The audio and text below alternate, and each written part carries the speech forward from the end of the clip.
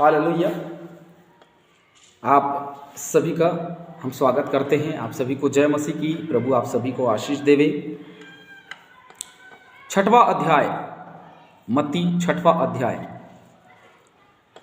पहला पद से लेकर के चौथे पद तक आज हम देखेंगे, जहाँ पे कुछ बातें लिखी हुई हैं। पहली बात तो धार्मिकता के विषय में लिखी हुई है और दूसरी बात देना के विषय में लिखी हुई है।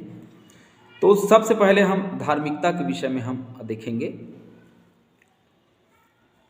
सावधान रहो, तुम मनुष्यों को दिखाने के लिए अपने धर्म के काम ना करो, है ना। धर्म के काम आगे हम देखेंगे। मैं पिछले दिनों में बता चुका हूं कि धर्म के काम क्या हैं और हमारा धर्म क्या है। मैं उसको फिर से नहीं बताऊंगा, लेकिन यहाँ पे यह लिखा हुआ है कि दिखाने के लिए अपने धर्म के काम ना करें, नहीं तो अपने स्वर्गीय पिता से कुछ भी फल ना पाओगे।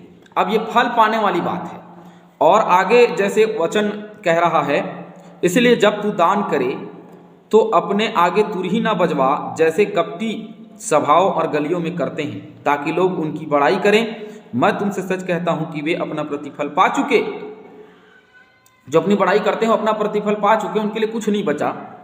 परंतु जब तू दान करे तो जो तेरा दाहिना हाथ करता है उसे तेरा बायां हाथ ना जानने पाए। ये तो बताने वाली बात अलग है, किसी को बताया जाए, लेकिन यह भी कि कोई भी ना जानने पाए, तेरा दायां हाथ तेरा बायां हाथ कुछ भी ना जानने पाए, ताकि तेरा दान गुप्त रहे, और जब तब तेरा पिता जो गुप्त में देखता है तुझे प्रतिफल देगा।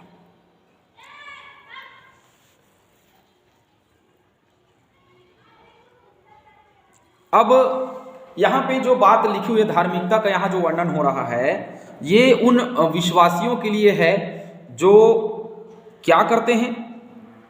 कोई भी, चाहे वो कोई भी व्यक्ति हो, चाहे सामान्य हो, चाहे धर्म से संबंधित लोग हों, और चाहे कोई भी व्यक्ति हो, चाहे सेवक हो, चाहे दास हो,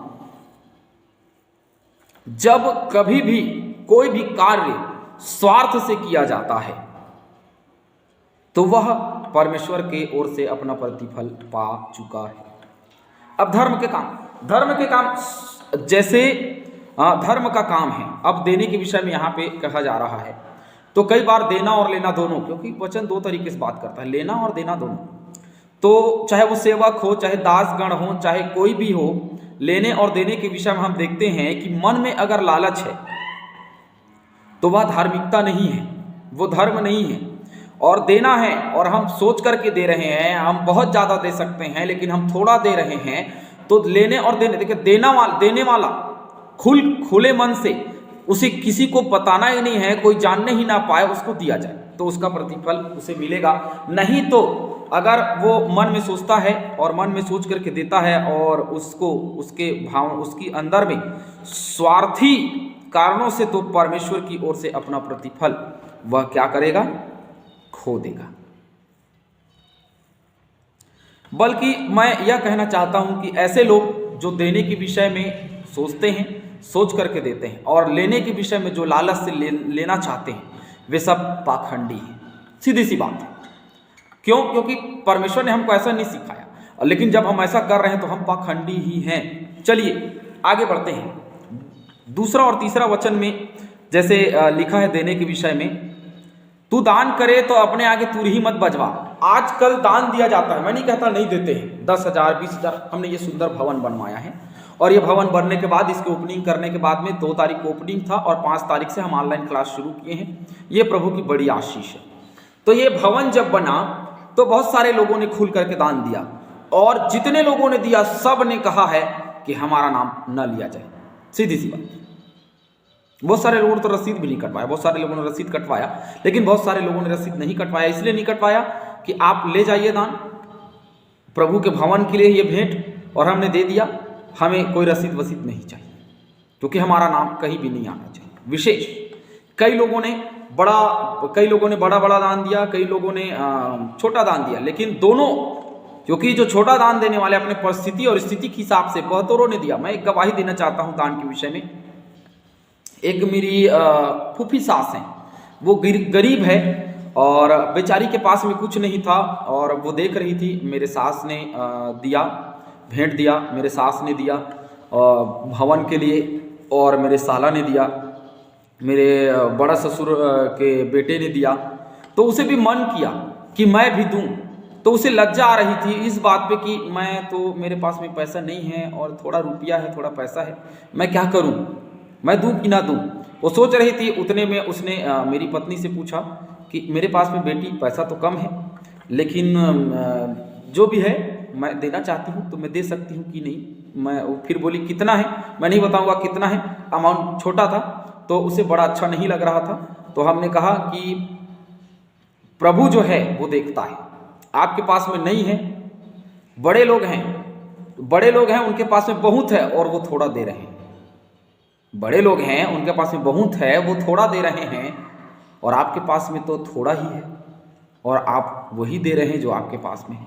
मैंने बताया विधवा की 2 दमड़ी के विषय मैंने बताया। 2 दमड़ी कोई बहुत ज़्यादा पैसा नहीं होता है, और फिर भी परमेश्वर ने प्रभु यीशु मसीह का किसकी भेंट ग्रहण की जाएगी, उसकी जिसने 2 दमड़ी चढ़ाया। क्यों?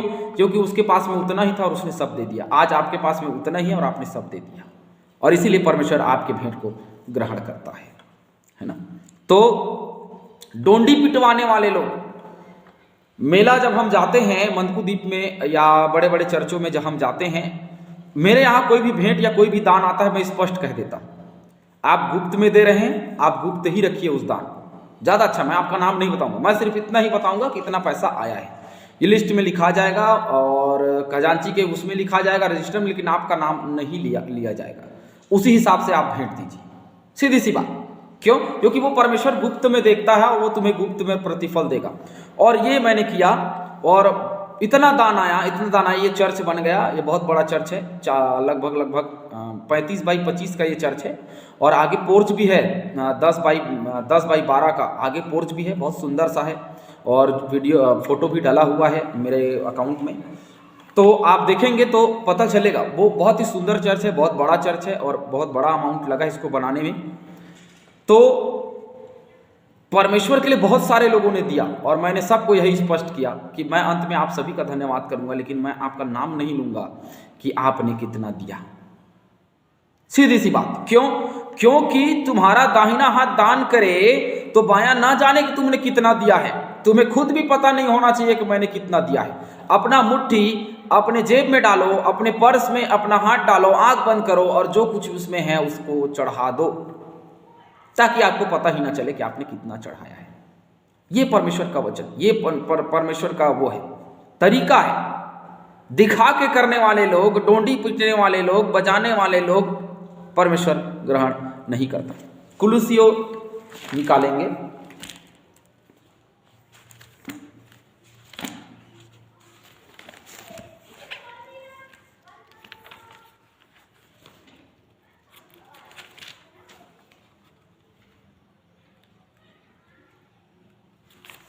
कुलुसियों 3 अध्याय उसका 23 पद। जो कुछ तुम करते हो तन मन से करो, यह समझकर कि मनुष्य के लिए नहीं परंतु प्रभु के लिए करते हो, क्योंकि तुम जानते हो कि तुम्हें इसके बदले प्रभु से मिरास मिलेगी। तुम प्रभु मसीह की सेवा करते रहो। जो कुछ तुम करते हो वो मन से करो, है ना, दिखाने के लिए नहीं करना है। हमें क्या करना है? मन से करना है। जो कुछ भी हमें करना है वो मन से करना है। और मैं आपको बता दूं, जरूरतमंदों को दान करना बहुत जरूरी है। जहां हमने देखा कोई जरूरतमंद है उनको दीजिए, उनको आप सहायता मदद कीजिए, क्योंकि अभी हमने लॉकडाउन के समय में देखा बहुत सारी सहायताएं हुई हैं। मत्ती 23:5 भी देख लेते हैं, चलिए, उसके बाद में हम आगे बढ़ेंगे।